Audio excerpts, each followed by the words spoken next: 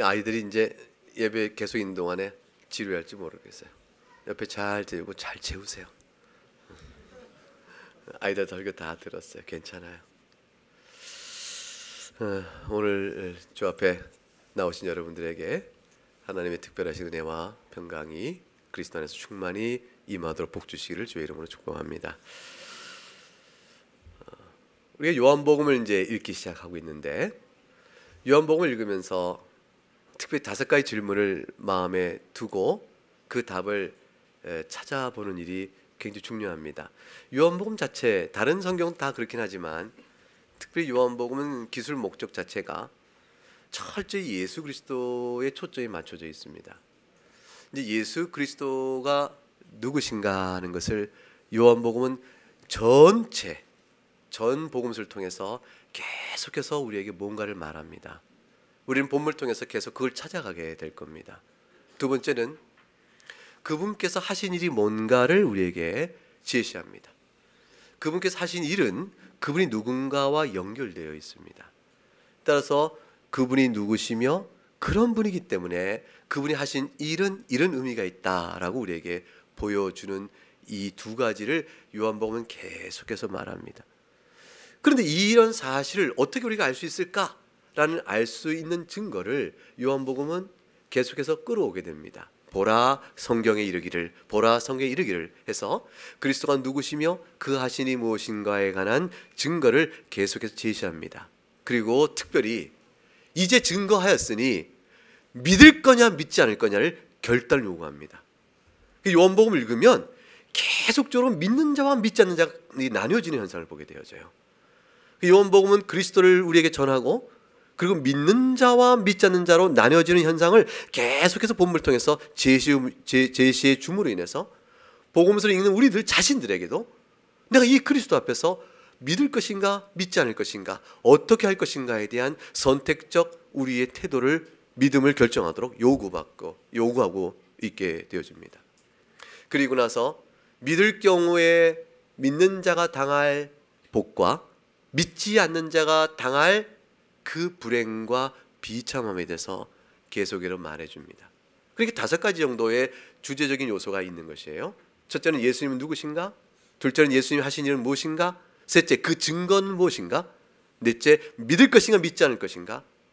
그 다음 5번째, 믿는 자에게 누릴 행복과 믿지 않는 자가 누릴 비참함은 무엇인가에 대한 결과 문제, 이 5가지를 성경 쭉 얘기합니다.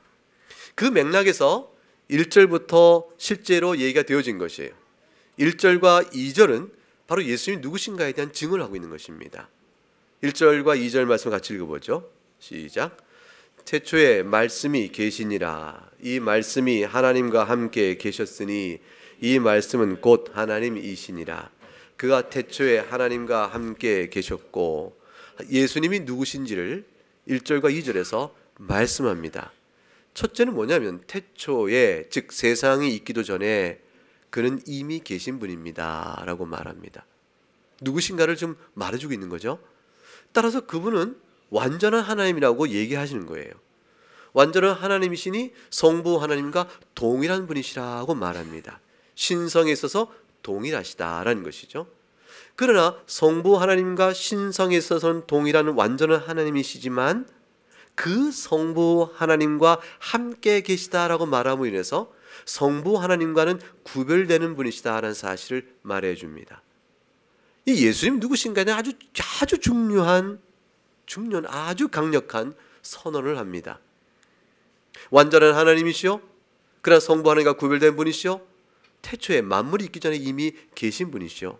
근데 함께 계시니 그 성부 하나님과 누리시는 친밀한 연합은 지극히 깊어서 서로 성부와 성자 하나님이 서로 안에 들어가시고 서로 안에 들어가 계신 그런 분이시다 라고 우리에게 말해줍니다. 3절 말씀을 같이 읽어보겠습니다. 시작. 만물이 그로 말미암아 지은 바 되었으니 지은 것이 하나도 그가 없이는 된 것이 없느니라. 어떤 일을 하시는 분이십니까? 이분은? 라는 질문에 답 한 가지를 3절에서 주었습니다. 그것은 뭐냐면 창조주 이십니다 라는 것입니다. 모든 것을 만드셨습니다. 예수님이 만들지 않은 것은 없습니다 라는 것이죠. 따라서 지금 우리 눈에 보이는 모든 존재하는 것들, 우리 눈에 보이지 않는 모든 것들 다 포함해서 이 세상에 과연 있다라고 말할 수 있는 모든 것들의 근원이 바로 예수님이시고, 그것들의 모든 시작도 끝도 예수님이십니다. 왜냐하면 예수님께서 그것들을 보존하시기 때문입니다 라고 말해 주었습니다. 두 가지를 알았죠. 예수님은 누구십니까? 예수님이 어떤 일을 하셨습니까? 라는 것인데, 오늘 우리가 살피는 4절 말씀은 3절의 창조주이시라는 예수님께서 하신 일과 관련하여 이어서 다시 또 예수님이 누구신가를 설명해 줍니다. 예수님은 누구십니까? 라는 질문의 답으로 그 안에 생명이 있으니 이 생명은 사람들의 빛이라고 말하므로 그분이 곧 생명을 가지고 계신 분이요 곧 생명이시요 곧 빛이십니다 라는 사실을 우리에게 제시해 줍니다. 따라서 오늘 우리가 말씀을 통해서 이 말씀이 주고 있는 의미를 잘 깨닫고 이해하는 일에 있어서는 결국 요한 사도께서 그 안에, 즉 말씀 안에 생명이 있습니다 라고 말하는 그 생명이 도대체 무엇일까? 즉 말씀 안에, 즉 예수 그리스도 안에는 어떠한 생명이 있다는 말인가 라는 것에 대한 묵상, 성경 전체의 의미를 생각해 보는 것, 그것이 오늘 본문이 우리에게 요구하고 있는, 또 알게 하여 주고자 하는 그런 내용이라 볼 수 있습니다. 생명이란 무엇입니까? 생명에는, 성경적 의미의 생명은 크게 이제 세 가지 종류의 생명을 생각해 볼 수 있어요. 하나는 뭐냐면 육체의 생명입니다. 두 번째는 영적인 생명이죠. 세 번째는 영원한 생명입니다. 그 생명은 육체의 생명이 있고 영적인 생명이 있고 영원한 생명이 있습니다. 이 모든 것들의 주인이 예수님이시다라는 것입니다. 이 모든 것들이 예수님으로 말미암아 주어지고 또 예수님으로 말미암아 있어 보존 유지가 될 수 있으며 예수님으로 말미암아 완성이 이렇게 되어진다는 사실을 의미합니다. 육체의 생명이 예수님에게 있다는 사실은 바로 3절 그로 말미암지 않고는 어느 것도 존재하는 것이 없다. 하나도 그가 없이는 된 것이 없다는 말씀 속에 이미 담겨져 있습니다. 예수님께서 창조주이시니까 창조주이신 그분을 통하고 또 그분이 아니라면 어떠한 존재하는 것들도 존재할 수 없기 때문입니다. 그 생명이라는 것은 존재하는 것들 가운데 특별히 생명을 갖고 있는, 생명이 있다고 볼 수 있는 생물들의 하나여 특정화돼서 말하게 되어지죠.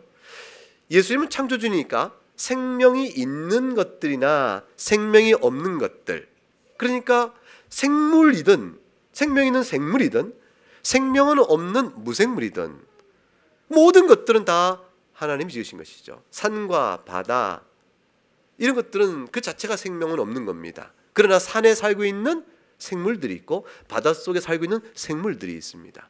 이 모든 것들, 그 안에 호흡하며 살고 있는 모든 것들은 다 생물인데 그 생물들에게 호흡하며 살아가는 생물들에게 호흡을 주장하시고 살게 하시는 육체의 생명, 그것의 참된 주인이 예수님이십니다. 왜냐하면 창조주이시기 때문이죠.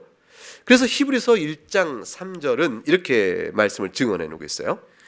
이는 하나님의 영광의 광채시요 그 본체 형상이시라. 예수님이 그렇다는 거죠. 그의 능력의 말씀으로 만물을 붙드시며 죄를 정결하는 일을 하시고 계속 이어져 갑니다. 그의 능력의 말씀으로 만물을 붙드신다. 이 붙드신다는 말은 보존하신다는 뜻이에요. 만물을 만드시고 만물을 붙들고 계시다. 이 붙들고 계신 만물은 만드신 이 온 우주의 질서를 붙들고 계신 것이죠. 이 질서를 붙들고 계시니까 우주 자체의 질서를 붙들고 계실 뿐만 아니라 우주 속에 살고 있는 존재는 각각 하나하나가 왜 거기에 그렇게 있지라는 것들을 설명할 수 있는 모든 힘은 예수님에게 있다. 이렇게 설명이 되는 겁니다. 그런데 사도행전 17장 28절에 이 맥락을 조금 더 붙들어서 이렇게 설명해 놨습니다. 우리가 그를 힘입어 살며, 이게 예수님이에요, 하나님이에요. 우리가 하나님을 힘입어 살며, 그럼 예수님께서는 신성에 따라, 하나님으로서 예수님께서 신성에 따라 만물을 지으시고 만물을 보존하시니까 힘입어 살며 기동하며 존재한다 되어 있습니다. 사람인 우리들이 만드신, 세상을 만드신 창조주 하나님의 힘을 입어서 살고 있는 것이고 기동하고 있는 것이고 움직이는 것이고 그리고 존재한다라고 말해놨습니다. 육체 생명은 예수 그리스도 안에 있습니다. 그런데 이와 같은 육체 생명은 육체 죽음으로 사라집니다. 이 육체 안에 있는 생명은 그 자체로 영원하지 않습니다. 육체 죽음으로 사라집니다. 육체 죽음은 죄로 인해서 이 땅에 들어왔습니다. 육체 죽음은 본래부터 만드신 만물 가운데 본래부터 있게끔 되어진 것이 아니고 죄로 인하여 육체 죽음이 발생한 사건입니다. 하나님 만드신 모든 만물 세계 속에 죽음을 미리 넣어놓지 않으셨어요. 죄로 인하여 사람이 죽게 된 겁니다. 생명체들 죽는 일들이 나타나기 시작했습니다. 죄로 인한 비참한 양상입니다. 따라서 우리가 알고 있는 육체 생명은 육체의 죽음에 삼켜져 버립니다. 그런데 육체의 죽음으로 사라져버리는 육체 생명과는 다른 생명이 있어요. 육체의 죽음으로 삼켜지는 육체의 생명과는 구별되는 생명이 있는데 그것이 바로 뭐냐면 영적 생명입니다. 이것이 이 영적 생명이 예수 그리스도 안에 있는 것입니다. 창조주로서 예수 그리스도 안에 육체 생명이 다 있지만 특별히 육체의 죽음으로 삼켜져 없어지지 아니하는 영적 생명이 있는데 이 영적 생명은 예수 그리스도 안에 또한 있는 것입니다. 예수 그리스도는 창조주이시면서 또한 구원을 이루시는 구속주이시기 때문에 그렇습니다. 히브리서 유명한 9장 27절부터 28절 말씀, 그 말씀은 이렇게 기록되어 있습니다. 한번 죽는 것은 사람에게 정해진 것이라 그 후에는 심판이 있다. 28절 이와 같이 그리스도는 많은 사람의 죄를 담당하려고 단번에 들임받으셨다. 이렇게 되어 있어요. 자, 그래서 한 번 죽는 건 사람에게 정해진 것이다. 이 말씀은 뭐냐면 육체 죽음을 의미하는 것이죠. 육체 죽음으로 인해서 예수 그리스도께서 많은 사람의 죄를 담당하러 단번에 들이신 바 되었다라는 말씀 속에는 영적 생명을 우리에게 암시해 줍니다. 따라서 육체의 죽음을 겪은 사람 중에서 영적 생명을 가진 사람은 육체의 죽음을 통해서 육체의 생명을 잃어버리지만 여전히 잃어버리지 않고 여전히 쥐고 있는 게 있는데 예수 그리스도의 구속 사역으로 인한 영적 생명입니다. 이 영적 생명은 육체의 죽음으로 인하여 결코 사라지지 않습니다. 이 영적 생명이 그리스도 안에 있다는 사실을 에베소서 2장에서 이렇게 설명해 나갑니다. 성경을 열어볼까요? 신약성경 에베소서 2장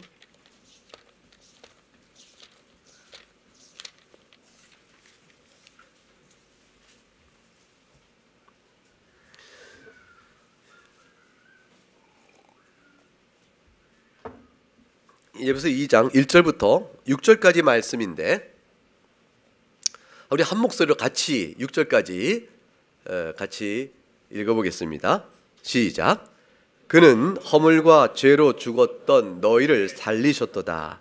그때 너희는 그 가운데서 행하여 이 세상 풍조를 따르고 공중의 권세 잡은 자를 따랐으니 곧 지금 불순종의 아들들 가운데서 역사하는 영이라.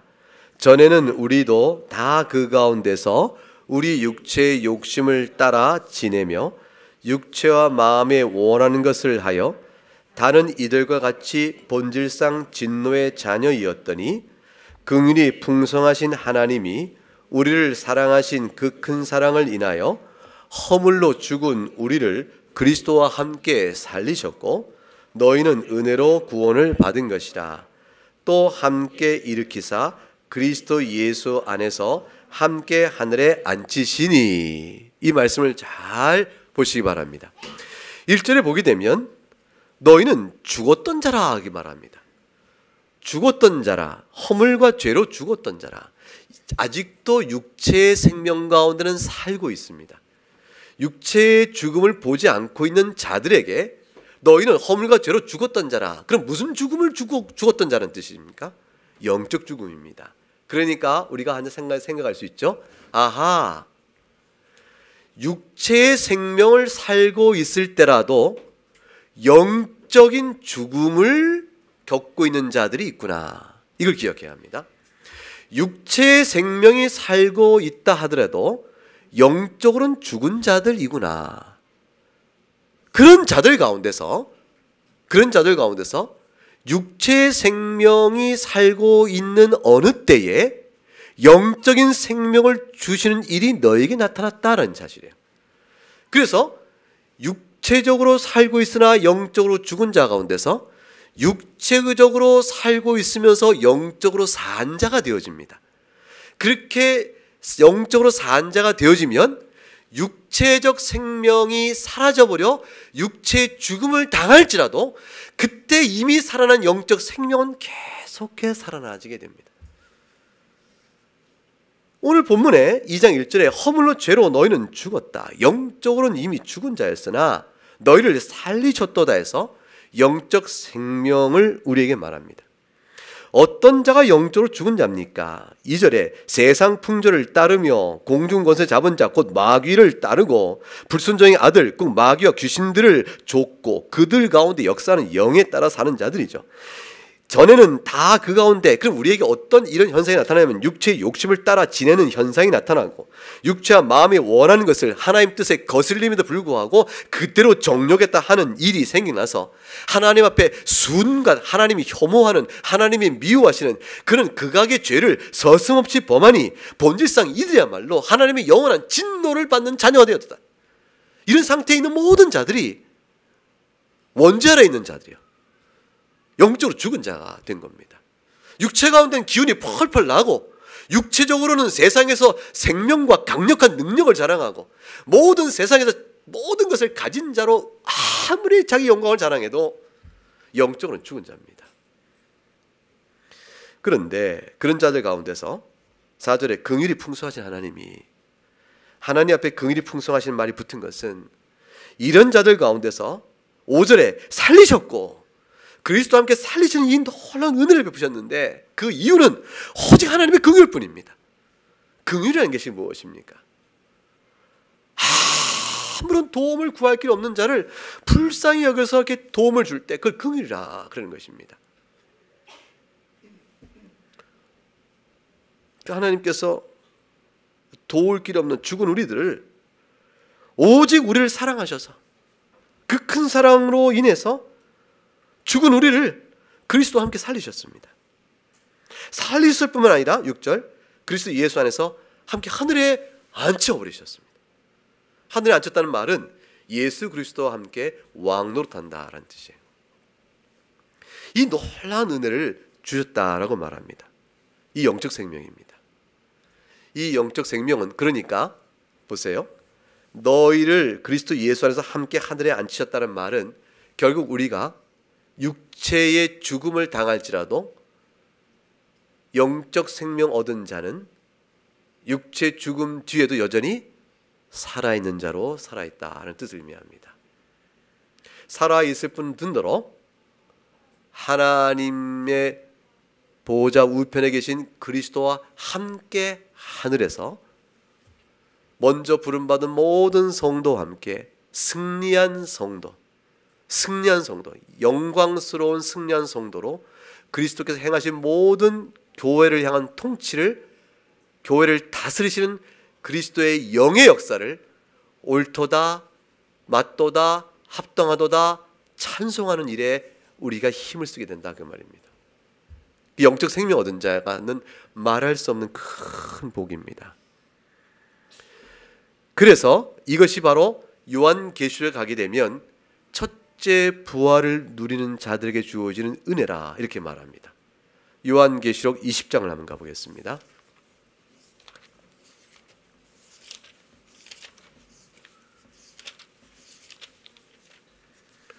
요한계시록 20장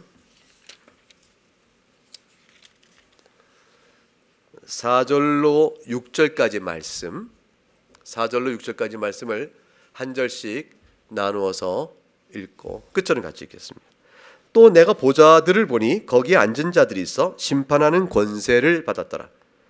또 내가 보니 예수를 증언함과 하나님의 말씀 때문에 목배임을 당한 자들의 영혼들과 또 짐승과 그의 우상에게 경배하지 아니하고 그들의 이마와 손에 그의 표를 받지 아니한 자들이 살아서 그리스도와 더불어 1000년 동안 왕노릇하니 그 나머지 죽은 자들은 그 1000년까지 살지 못하더라.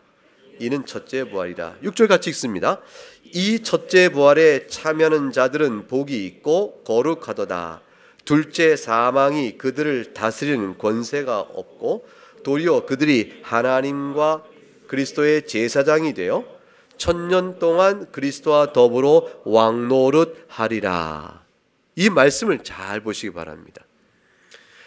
내가 또 보좌들을 보니 거기 앉은 자들이 있다. 이들은 이 땅에서 육체 죽음을 당한 자들입니다. 이 땅에서는 육체 죽음을 당한 자들인데 그들의 영혼이 이 땅에서 받은 영적 생명 때문에 살아 있어서 그래서 하늘 보좌 위에 계신 그리스도와 함께 그 낙원에 거하게 됩니다. 낙원에 거한 자들 가운데서 특정하여 특별히 목배임을 당한 자들 이렇게 말했습니다. 짐승과 우상에 경배하지 아니한 자들 그랬습니다. 예수 그리스도에 충실한 종들이죠. 예수 그리스도가 생명의 구속주인 줄 믿고 그의 말씀대로 살아온 교인들이에요. 그러니까 그들은 누구냐면 이 지상에서는 교회 안에서 주님을 섬겨온 성도들이에요. 이들이 육체 죽임을 당한 뒤에는 하늘에서 부활하여 하늘에 계신 그 그리스도를 섬기는 자들로 올라간 승리한 성도인 것입니다.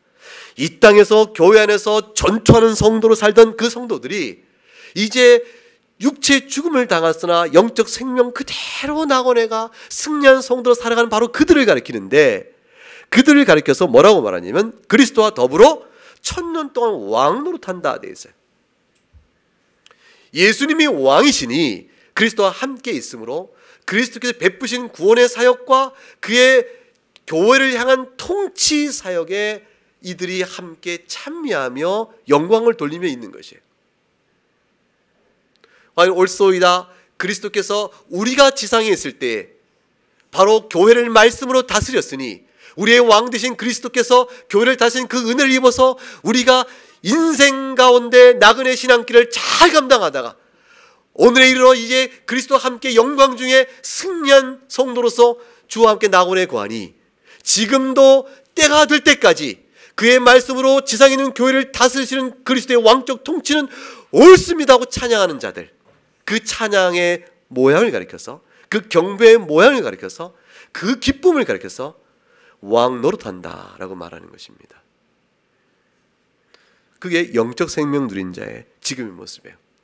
그래서 그 일을 6절에 보게 되니까 5절 맨 마지막에 첫째 부활이라 하겠습니다. 이 땅에서 영적 생명 받아 즉 중생의 은혜를 입고 주의 말씀대로 살아가는 신앙의 넓은 힘의 중생이죠. 회심한 생활을 하며 하나님을 사랑하고 그리스도를 경배하며 살아가는 모든 성도들에게 주어지는 놀라운 은혜는 마침내 육체의 죽음을 당하고 다시 말하면 육체 생명을 잃어버릴 그때 영적 생명 받은 그대로 낙원에서 이와 같은 영광을 누리게 되니 이 자들이 육체에 죽었을 땐 죽은 줄 알았다 그 말이에요. 그러나 부활의 경험을 느끼는 거죠. 사실 우리가 지금 육체 생명 가운데 살면서 또한 영적 생명을 살고 있는 우리들은 부활을 모릅니다. 죽음을 겪지 않았으니까. 육체 죽음도 겪지 않은 자니까. 그러나 육체 죽음을 경험하면서 우리가 바로 눈을 뜰 때 내 눈에 펼쳐진 그리스도의 영광된 모습 안에 우리를 부르시고 살아온 성도들을 그 천상의 승리한 교회로 이끄실 때 그때 우리는 부활의 새로운 충격적 경험을 갖게 되는 것이죠. 이 땅에서 내가 믿었던 그 영광스러운 모습, 내가 약속으로 붙들고 있었던 하늘의 본향, 그리스도와 함께 살아가는 영광된 그 희락의 기쁨을 이 땅에서 성도로서 내가 누려왔지만 그 맛보았지만, 그 첫 열매를 맛보며 기다려왔지만, 그날에 경험하게 되는 그 경험은 우리에게 부활의 모습으로 설명돼가요. 이게 첫째 부활이라. 영적 생명 받은 자가 누려지는 첫째 부활을 설명합니다. 이 첫째 부활을 받은 자가 받는 복에 대해서 6절에, 계시록 20장 6절에 두 가지로 설명하죠. 6절만 다시 한번 같이 읽어보겠습니다. 시작. 이 첫째 부활에 참여하는 자들은 복이 있고 거룩하도다.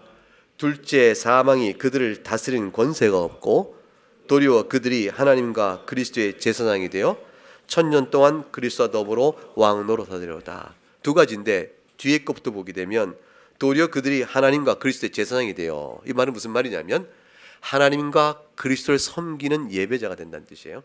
그들이 하나님과 그리스도를 섬기고 예배하는 자들이 되어져서, 그래서 천년 동안 그리스도 더불어, 이 천년 동안은 그리스도께서 재림의 때까지의 긴 기간을 상징하는 말입니다.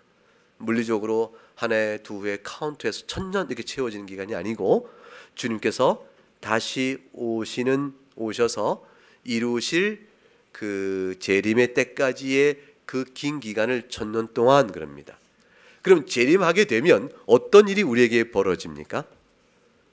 예수님의 재림 때에 우리는 육체를 다시 받게 되어집니다.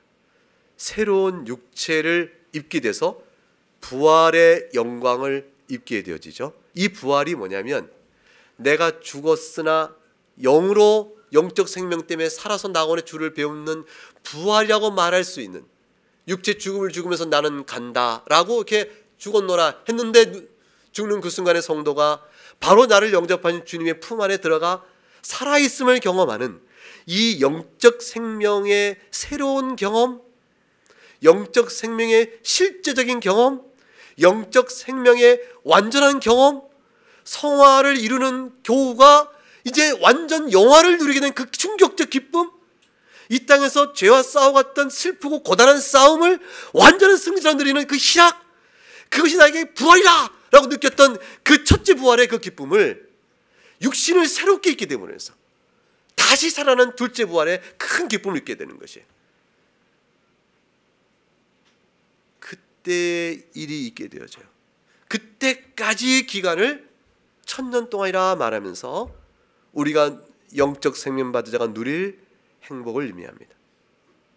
그런데 이런 것은 두 번째, 첫 번째, 이게 지상에서도 당연하고 천상에 가서도 마찬가지인데 6절에 나온 또 다른 복은 뭐냐면 둘째 사망이 그들 다스리는 권세가 없다 그랬어요. 이게 성도의 궁극적인 행복입니다. 예수 그리스도께서 오셔서 부활케 하십니다. 부활케 할 때는 온 인류를 다 부활케 하세요. 성도만 부활하는 것이 아니고 악인들도 부활합니다. 모든 사람들이 육체를 입고 다시 부활하는데 악인들의 육체 부활은 심판을 위한 부활이에요. 영원한 형벌을 육체를 가지고 받도록, 인간은 육체 없이 지음받은 자가 아니니까 육체와 영혼을 다시 만나게 하셔서 영육간에 가진 자로 온전한 인간이 되어져서 영원한 죄의 형벌을 받게끔 하시는 악인의 부활은 심판의 부활입니다. 그런데 그리스도께서 오신 낙원에 있어서 승리한 성도로 살아간 자들에게는 그토록 사모했던 그리스도의 몸, 낙원에 주님은 몸을 갖고 계시거든요. 우리가 천상의 교회에서 주님이 지니고 계시는 그 영광스러운 몸을 바라보면서 재림의 때 우리에게도 저 몸을 입혀주실 것을 소망주에 바라며 그 갈망하고 그때를 기다렸는데, 과연 주님의 재림의 때에서 우리에게 몸을 입히실 그 영광스러운 몸을 입고 상급의 부활을 받게 되어집니다. 주님께서 그리하여 악인들을 공에 따라 공적인 선으로 심판해 영원한 형벌에 던지시고 우리들에게는 이 땅에 살아온 삶의 모든 신앙 안에서 주님께서 칭찬과 상으로 베풀으신 상급의 심판을 우리에게 행하게 되십니다. 이 놀라운 영광의 때에 우리가 경험하는 건 뭐냐면 둘째 사망이 없다는 사실한 경험입니다. 그러니까 육체의 죽음을 통해서 한번 사망했는데 때가 되어짐에 다시 몸을 입혀서 영원한 형벌에 들어가니 이게 영원한 사망이라. 그 둘째 사망은 영원한 사망이에요. 즉 영원한 사망을 경험하는 일이 성도에게는 없도다라고 요한계시록 20장 6절에 그 은혜를 설명합니다. 따라서 영적 생명은 자연스럽게 우리에게 영원한 생명의 담보요 그것으로 결실이 맺어지게 되어집니다. 창조주신 주님께서 육체 생명을 주시고 구속주이신 예수님께서는 하나님의 뜻에 따라 자신 안에 있게 된 모든 택한 백성들에게 이 땅에 사는 동안 영적 생명을 부어해 주시고 그리고 그 영적 생명에 따라서 첫째 부활을 경험하게 하시되 그러나 둘째 사망이 없게 하심으로 인해서 이제 영원한 생명으로 우리를 초대해 가십니다. 우리에게 약속된 예수 그리스도 안에 있는 그 생명은 영원한 생명입니다. 그걸 우리가 영생이라고 말하죠. 이 사실을 로마서 6장 23절에 22절과 23절에 그 유명한 말씀으로 이렇게 표현했습니다. 그러나 이제는 너희가 죄로부터 해방되고, 한번 열어보세요. 로마서 6장 22절을 보세요.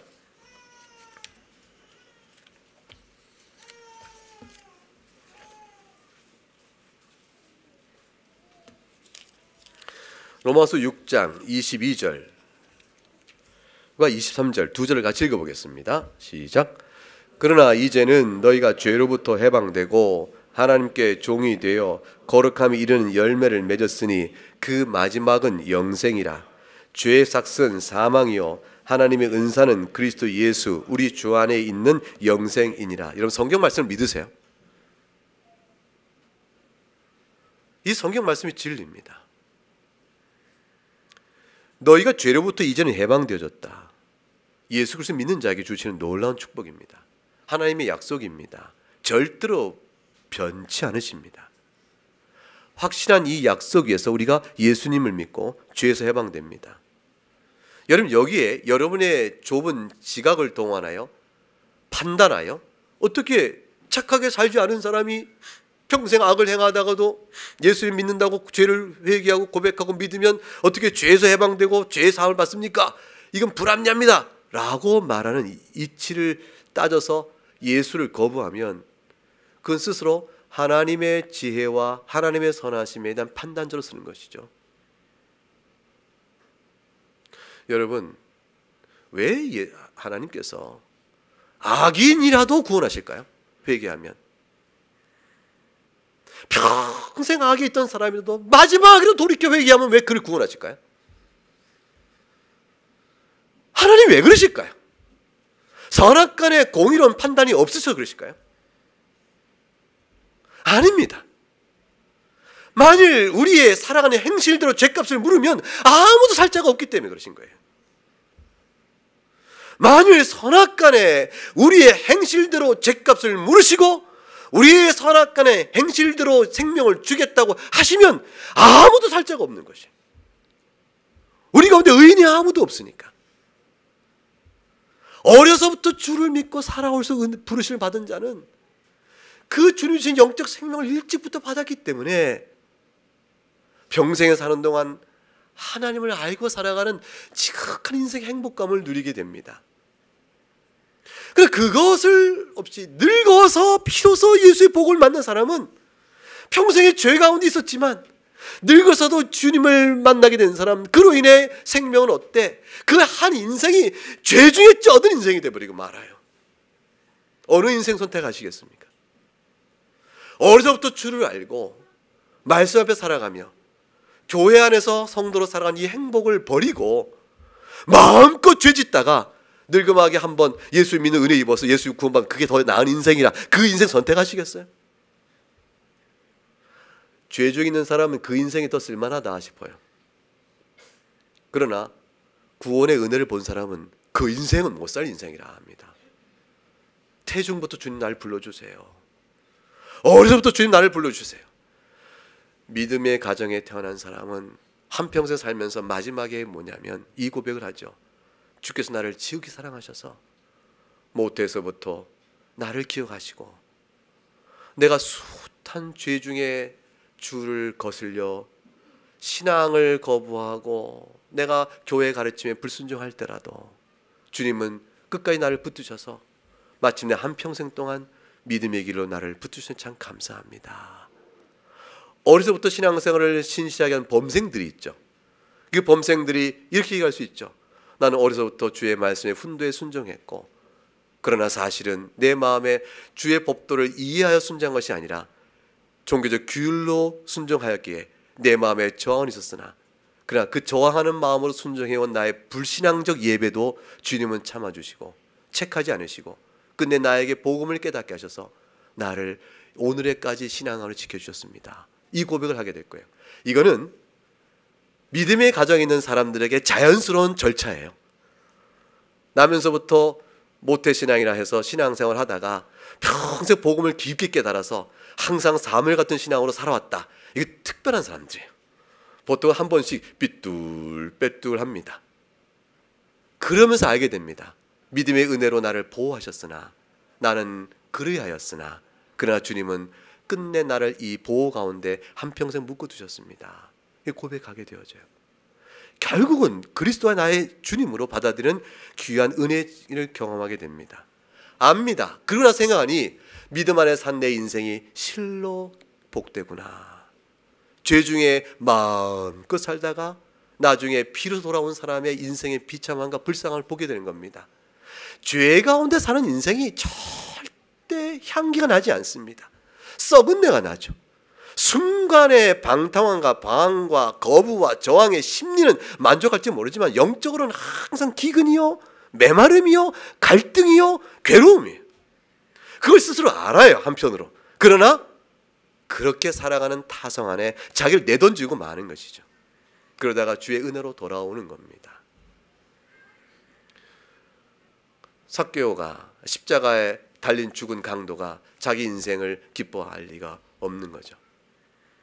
그래서 죄로부터 우리가 해방되는 일은 어려서부터 믿음에 신실한 사람이나 나이 들어 산 사람이나 오직 그리스도의 은혜로만 구원받으니 주님께서는 마치 공의를 모르시는 분인 양, 공의가 없는 분인 양 택한 백성에게는 마지막 호흡이 끊어질 그때라도 예수 그리스도를 고백하고 돌아오게 하시는 일을 통해서도 구원하기도 하시는 겁니다. 주님은 그렇게라도 구원을 베푸세요. 택한 영혼이라면 반드시 이렇게 돌이키십니다.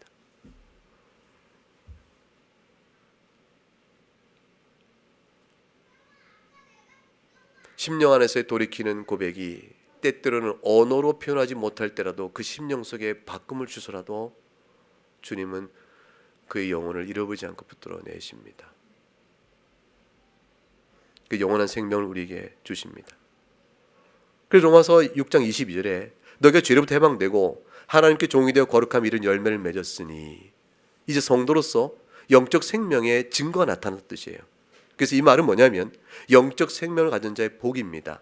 즉 영적 생명의 증거가 여러분들이 하나님께 종이 되어 거룩함 이룬 열매를 맺기 시작하였다. 근데 그 결국이 무엇인가? 영생이라 영원한 생명이 주어질 것이라고 말했습니다. 하나님께서 성도의 신앙을 끝까지 붙드시는 자비의 손길, 성도의 견인이죠. 그래서 붙들어내십니다. 이 영원한 생명은 영원 무궁토록 주님과 하나님을 섬기는 복가운 특권, 그 지극한 환희를 누리게 되어집니다. 그래서 요한계시록 22장을 한번 가보실까요? 요한계시록 22장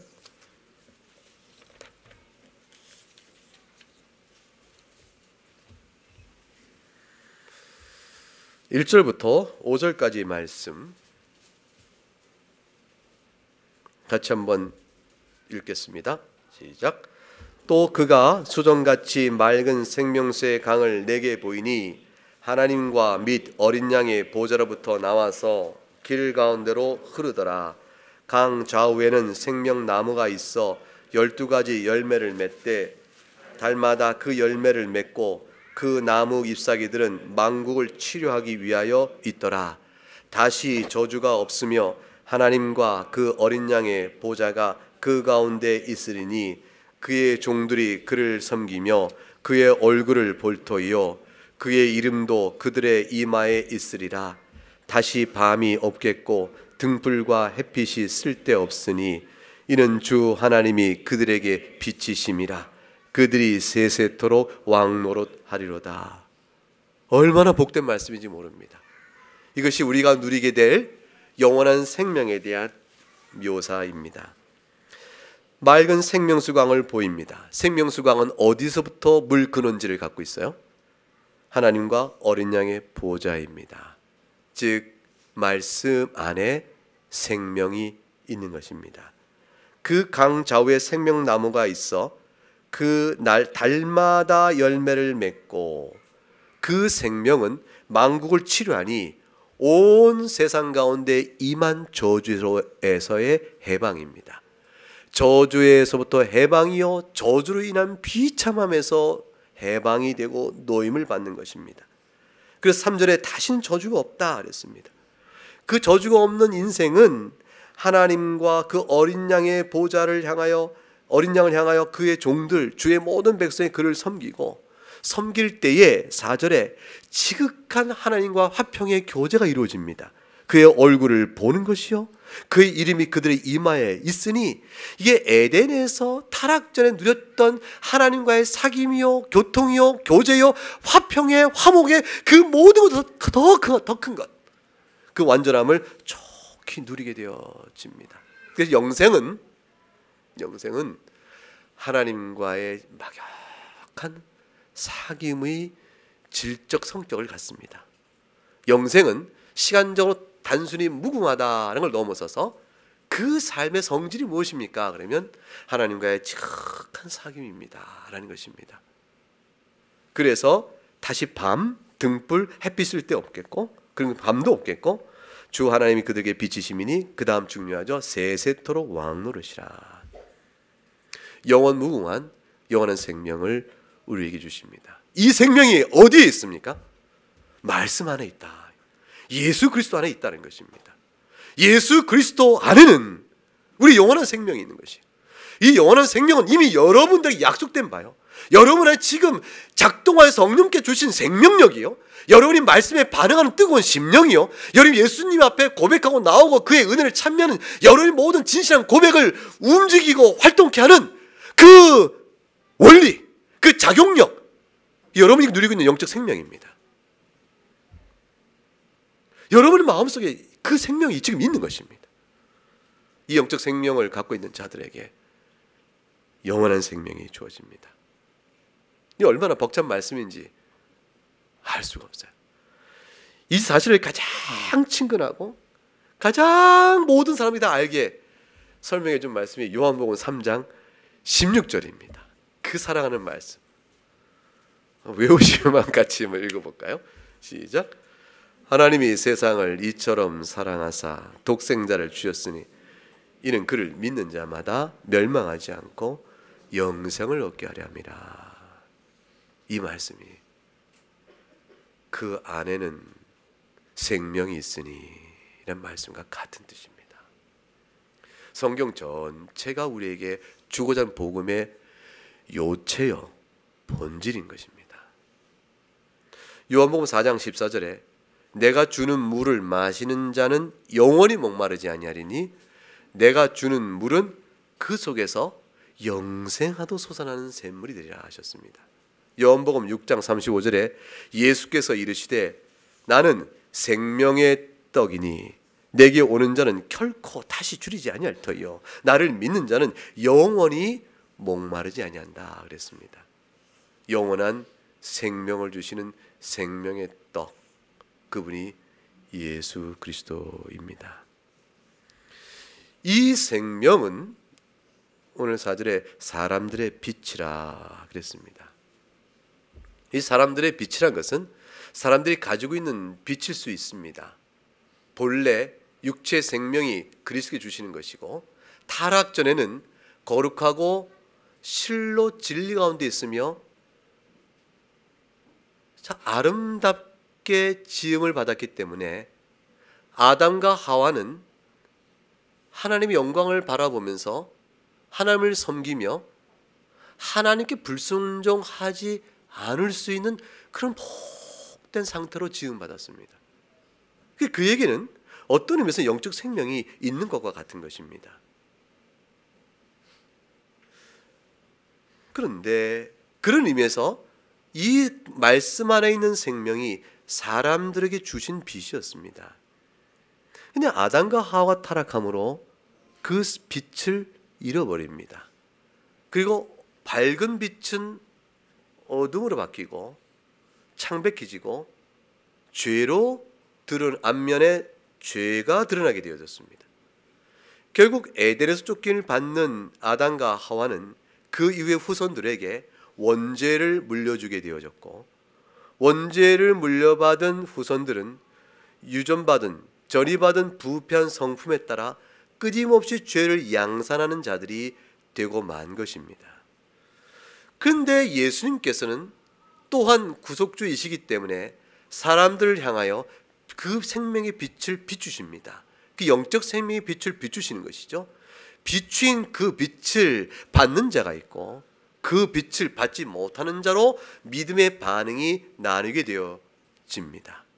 우리는 주의 은혜를 입어서 우리들을 향하여 비추임 받은 예수 그리스도의 영적 생명의 빛을 받는 자들이 되어진 것입니다. 그렇게 된 자들은 빛의 자녀라고 성경이 우리에게 말하고 있습니다.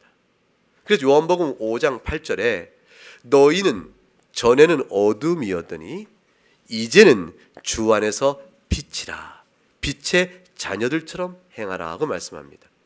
그 성도의 빛의 자녀됨의 행동은 우리가 빛에 속한 자라는 사실로부터 비롯되어집니다. 예수 그리스도에 속한 자라는 은혜로부터 우리가 성도로 어떻게 살아야 마땅한가라는 빛됨이 드러납니다. 마태복음 5장 14절부터 16절에 너희는 세상의 빛이라. 산 위에 있는 동네가 숨겨지지 못할 것이요 사람이 등불을 켜서 말 아래에 두지 아니하고 등경 위에 두나니 이러므로 집안에 있는 모든 사람에게 빛이니라.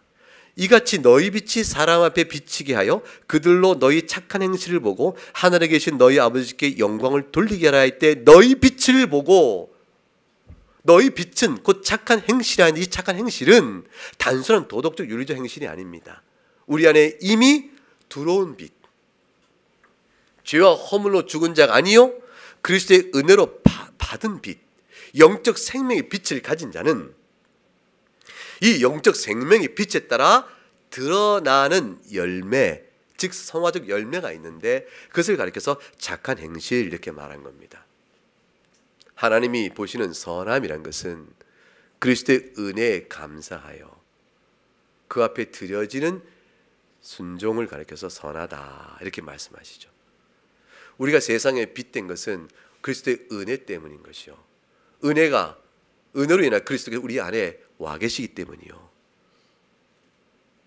우리가 그럼으로 인해서 착한 행실을 밖에 드러낼 수 있는 신자됨을 갖게 되어지는 것입니다. 그래서 그리스도인이 단순히 도덕적으로 우월하다, 자연적 의미의 도덕적 우월하다 이렇게 말하는 것이 아니죠. 그리스도인이 어떻게 자연적인 의미에서, 즉 영적 생명을 받기 이전의 상태 속에서 믿지 않는 자보다 더 우월하겠습니까? 우리는 절대 그렇지 못합니다. 영적 생명을 받기 이전의 우리의 이 성품이나 행실과 마음씀은 그렇지 않은 세상에 있는 사람보다 더 나을 것이 없는, 비슷하거나 그보다 못할 수도 있는 경우에 따라 그러기도 한 사람들입니다. 다만 우리에게는 원죄의 성품과 부패한 성부가 싸워 거슬려 이겨나가는 성령의 은혜를 입은 영적 생명이 우리에게 있는 것입니다. 따라서 그리스도 안에 있는 생명을 받은 영적으로 산 자여 영원한 생명을 약속받은 자로서 이 땅에서 있는 동안에 교회 안에서 성도로 일컬음 받는 살아있는 자라. 그러므로 우리에게는 빛이 세상을 향하여 나갈 비출 자라 이렇게 말씀하는 것입니다. 이 오늘의 본문 말씀이 우리에게 주는 위로의 말씀이 실로 큽니다. 예수 그리스도 안에 생명이 있다는 것은 우리에게 이 땅 사는 동안에 무한한 용기와 소망을 줍니다.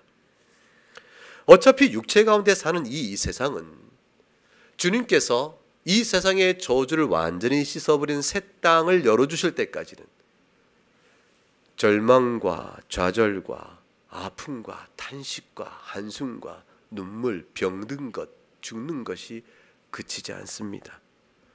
우리 인생의 내용을 그것들이 상당 부분 채울 것입니다.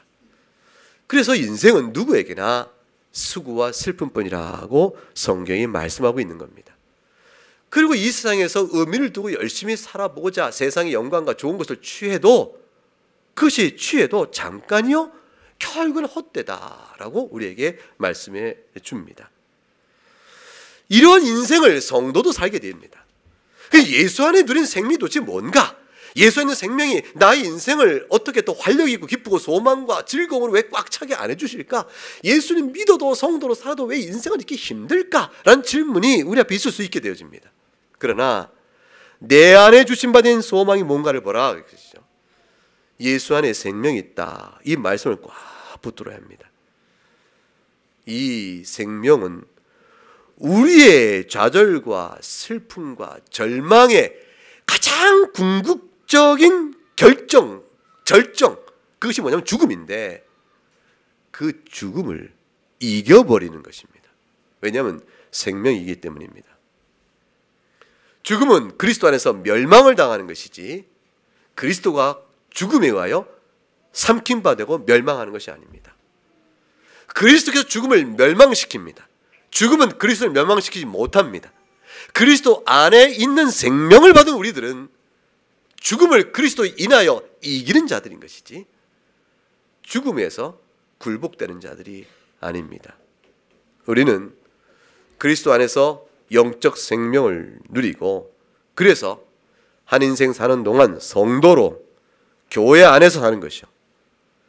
육체 죽음 이후에는 하늘에서 승리한 그 교회에서 성도로 사는 것입니다. 재림 때 새 몸을 가지고 영원 무궁토록 하나님과 그리스도를 찬양하고 감사하는 제사장이 될 것이며 우리의 면류관을 벗어 그 어린 양의 보좌 발 앞에 내어놓고 하나님께서 우리에게 베푸신 사랑의 그 은혜가 얼마나 신비롭고 경이로운 것인지 그거를 찬미하게 되어지고 계속 무궁토록 베푸시는 그 사랑 안에서 영원토록 살게 되는 것입니다. 이 약속이 주어지고 있고 지금 영적 생명을 누리는 우리들에게 주어주고 있음을 오늘 본문이 선언하는 것입니다. 그분 안에 그 말씀 안에 생명이 있느니라. 이 말씀이 여러분의 살아가는 신앙생활에 큰 위로요 힘이 되시기를 주의 이름으로 축복합니다. 함께 찬송하겠습니다.